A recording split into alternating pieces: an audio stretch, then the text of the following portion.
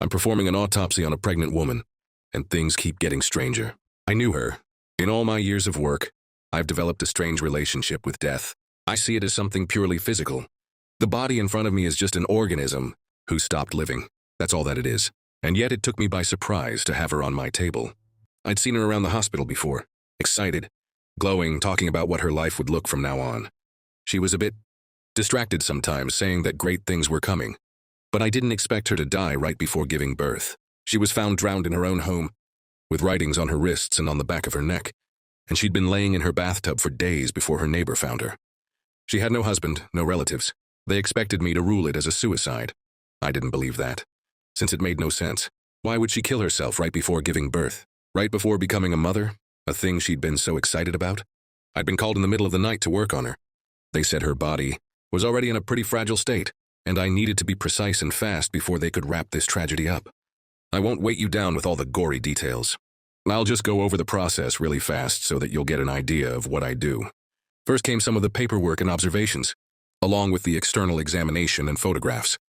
I didn't notice anything besides the obvious signs of drowning and damage done by the 3 days spent in the bathtub.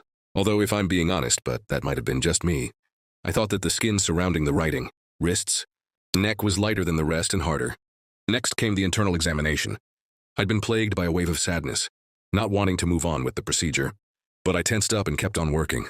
Again, the usual signs of drowning. I froze with the instruments in hand. I was the only one in the morgue, or at least the only one alive. And it might have been the lack of sleep or the general eerie atmosphere that was making me feel unsure of what I was seeing.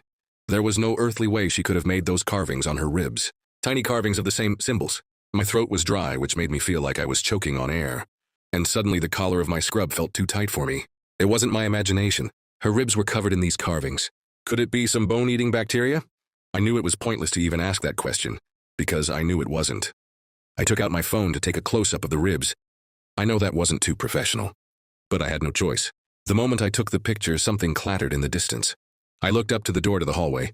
No one should be here. I took a sharp breath and carefully put my gloves back on, feeling the blood slowly drain from my face as I worked my way down to her amniotic sac.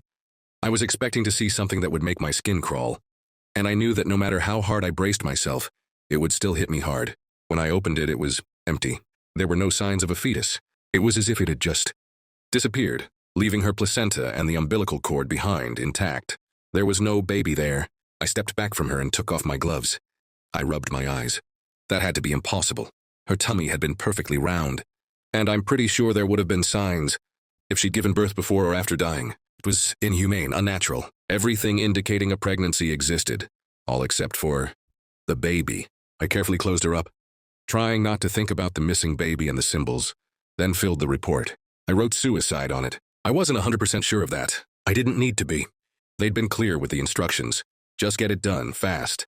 I creaked the door open and peered into the hallway. The clattering had come from the supply room, and I hadn't heard the door open or close, so what had done it was still there.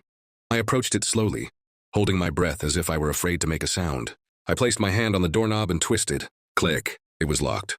On the inside. I knocked. "Hey," I whispered. "Is anyone there?" What followed was an unusual sound. Something like someone sucking the air through their teeth. I looked back to the hallway, ending with the morgue. The door was swinging open.